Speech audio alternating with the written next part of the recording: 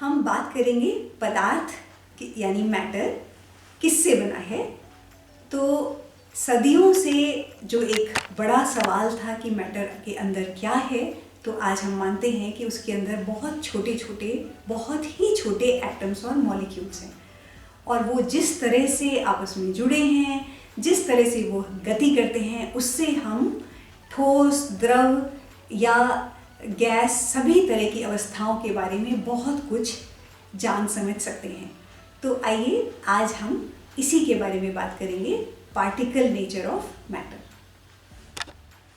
आइए पदार्थ या मैटर की बात करते हैं, यानी ठोस, द्रव और गैस, सॉलिड, लिक्विड या गैस। अगर हम उनको अंदर से गहराई से देख सकते, उनके छोटे से छोटे कण के अंदर, तो अंदर से क्या भरा हुआ स्थान मिलेगा, या फिर हमें छोटे छोटे कण मिलेंगे जिनके बीच में खाली स्थान है। क्या पदार्थ कणों से बना है? यह बात सदियों से, हजारों वर्षों से चर्चित रही, लेकिन इसका कोई हल नहीं निकल पाया, कोई ठोस हल नहीं था, कोई सबूत नहीं था। लेकिन आज बहुत सी खोज के बाद हम मानते हैं कि पदार्थ कणों से बना है। यह तो देखा ही जा चुका था कि अगर पानी को उबालें और वो भाप में बदलता है तो बहुत सा फैल जाता है, पूरे कमरे में फैल जाता है, यानी कणों के बीच खाली जगह बढ़ती जाती होगी।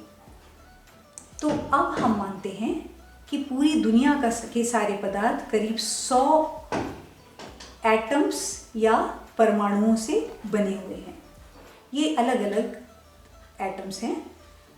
ये एटम्स अकेले भी रह सकते हैं या आपस में जुड़कर भी एक जैसे भी जुड़ते हैं, या अलग अलग तरह के भी जुड़कर मॉलिक्यूल्स या अणु बनाते हैं। एटम्स और मॉलिक्यूल्स, इन्हीं से सारे पदार्थ मिलकर बने हुए हैं। तो अब देखते हैं इनका व्यवहार या इनका बिहेवियर कैसा है। यहाँ पर आपको पानी के अणु दिखाई दे रहे हैं, जिनमें एक ऑक्सीजन और 2 हाइड्रोजन आपको दिख रही है। तो जब इनके बारे में पता लगाया गया था, उस समय तक हम इन्हें देख नहीं पाए थे, लेकिन आज हम इनका विशेष तकनीकों से लिया हुआ चित्र भी देख रहे हैं। इस चित्र में आपको ये जो बिंदु दिख रहे हैं, ये असल में मॉलिक्यूल्स हैं। बहुत ही विशेष तकनीकों से ये चित्र एक लैब में लिया गया है। तो अब हम इन कणों का व्यवहार समझते हैं। अगर हम गैस को देखें, जैसे कि अगरबत्ती के धुएं को, तो हमें वो बेतरतीब हर दिशा में इधर उधर जाता हुआ नजर आता है। यह तो करीब करीब साफ ही है कि ये कण कभी सीधे बैठते नहीं, एक जगह स्थिर नहीं रहते, बल्कि लगातार गतिमान होते हैं। ये हमें द्रव में भी नजर आता है। अगर पानी में एक बूंद रंग की डाल दें तो वो चारों तरफ गतिमान होकर अपने आप फैल जाती है, कोई ना भी फैलाए तो भी। क्या ऐसा ठोस में भी है? तो जरा सा कुछ अपनी टेबल पर देखते हैं।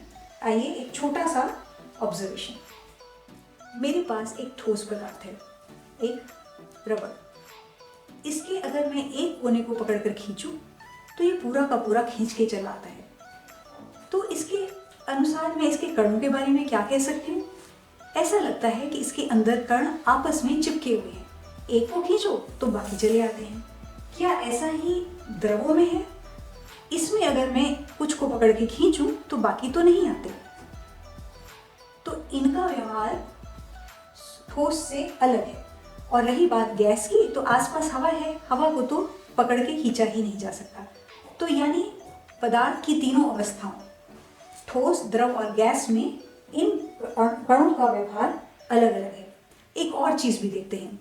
अगर मैं अपनी उंगली ठोस पदार्थ के बीच में डालना चाहूँ तो वो अंदर नहीं घुसती, यानी ठोस के कण आपस में बहुत जोर से चिपके हुए हैं।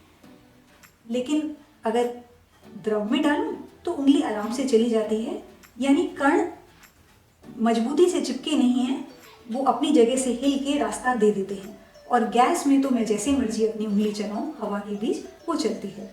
तो इससे इन तीनों के व्यवहार के बारे में थोड़ा पता लगता है। तो आइए और देखते हैं। मानते हैं कि ठोस के जो कण हैं, एटम्स या मॉलिक्यूल्स, वो आपस में बहुत तरतीब से बहुत नज़दीक जमे हुए हैं। इनमें आपस में भारी आकर्षण है और ये अपनी जगह पर ही बैठे रहते हैं, अपनी जगह नहीं छोड़ते। इनके बीच में भयंकर आकर्षण है और अपनी जगह पर बैठे ये कंपन करते हैं। तो इनको हम यहाँ पर भी थोड़ा सा ज़्यादा आसानी से देख सक रहे हैं।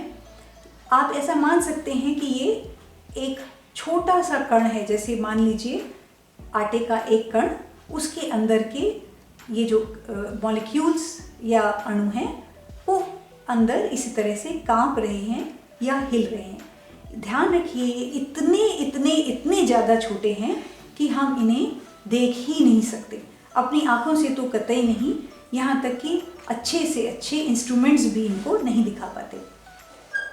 अब आते हैं लिक्विड या द्रव पे। द्रव में ये जमे हुए नहीं हैं, इनमें आकर्षण तो है पर थोड़ा है। ये आसानी से एक दूसरे के बगल से गुजरते रहते हैं और फिसल फिसल के यहाँ वहाँ जाते रहते हैं। क्योंकि ये लगातार फिसलते हैं इसीलिए द्रवों को आराम से बहाया जा सकता है, या अगर किसी बर्तन में भरें तो ये बर्तन का आकार ले लेते हैं। और फिर गैस का देखें तो गैस के अणु बहुत दूर दूर हैं, उनके बीच में बहुत सारी खाली जगह है और वो सीधी रेखाओं में चलते हैं जब तक कि किसी से टकरा न जाएं। जितनी ज़्यादा गर्म गैस होगी उतना ही तेज चलेंगे। तो जैसा कि यहाँ पे आप देख रहे हैं, कोई भी कण गैस का सीधे चलता है जब तक वो कहीं से टकरा के लौटे ना। सीधा चला, टकराया और आगे लौट गया। तो ये गैस के मॉलिक्यूल्स का व्यवहार है। तो यहाँ पर हमें सॉलिड, लिक्विड और गैस तीनों साथ साथ नज़र आ रहे हैं, जो कि हम इनका आज व्यवहार मानते हैं और इनकी सारी प्रॉपर्टीज़ या सारे गुण इन पार्टिकल्स की गतियों के अनुसार हम उनकी व्याख्या करते हैं। अब जैसे हम यहाँ देख सकते हैं कि पानी जब गिरता है तो या तो बूंदों में या धाराओं में गिरता है। उसका कारण ये है कि इसके अणु आपस में थोड़ा तो चिपके हैं, उनमें थोड़ा आकर्षण है, वो अलग अलग नहीं गिरते, अपने आकर्षण की वजह से बूंदें या धारा बनाते हैं।